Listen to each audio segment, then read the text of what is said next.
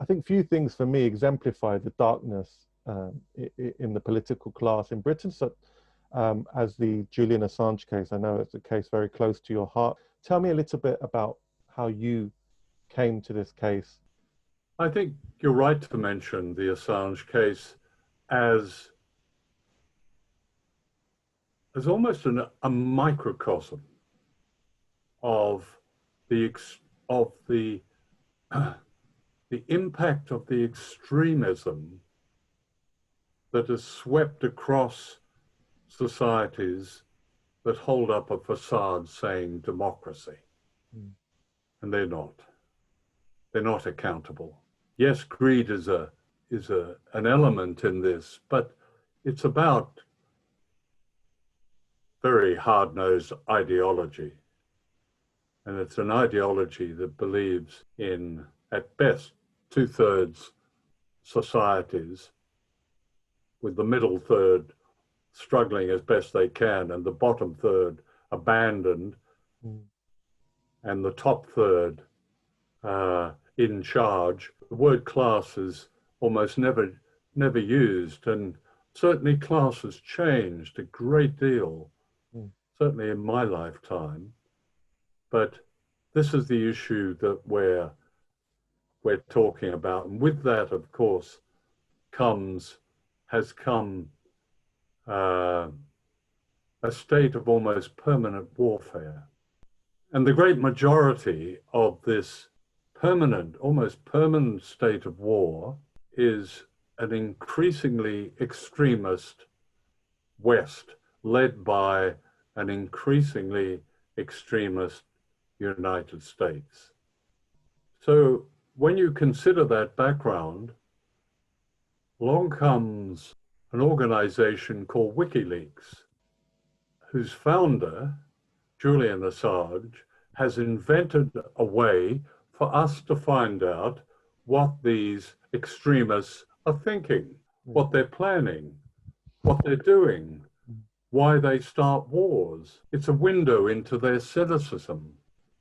And WikiLeaks got going really about 2006, but it came to international prominence with, as you remember, the distribution of the collateral murder video, which showed an American Apache helicopter gunning down civilians, including journalists, including children, in the middle of Baghdad, and the crew mocking their victims. Yeah. It had a searing effect. Anyone watching it, unless their humanity had departed them completely, would be absolutely shocked to, as they could be, by it. And that brought to prominence WikiLeaks and its founder, Julian Assange, an Australian. Now, I'd been following the rise, if you like, or the development of Assange and WikiLeaks for a couple of years. I hadn't met him. I found it very interesting.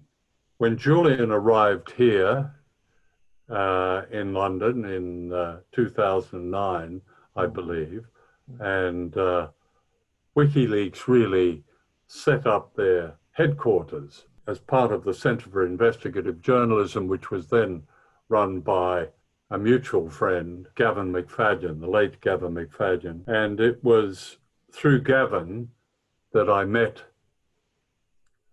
Julian. I was then making a film, coincidentally, called The War You Don't See. And it was about the role that the media play in the starting of wars, the way they play the role of beating war drums and preparing us for unnecessary wars and invasions. It was a history as much as concentrating on the most notorious recent example, that is the invasion of Iraq based on lies, and the invasion of Afghanistan. I mean, what you're saying is that money and money making is at the center of modern war, and it's almost self-perpetuating.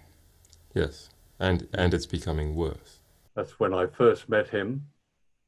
I found him almost a self-effacing character. The first WikiLeaks releases had happened and had such an enormous impact. He was clearly feeling the impact of that. But then he sat down, and we had an interview that must have run for an hour and a half, in which he produced this almost encyclopedic knowledge of what WikiLeaks had, but also a dry sense of humor. His ability to communicate it was extraordinary, and I wished I'd been able to use more.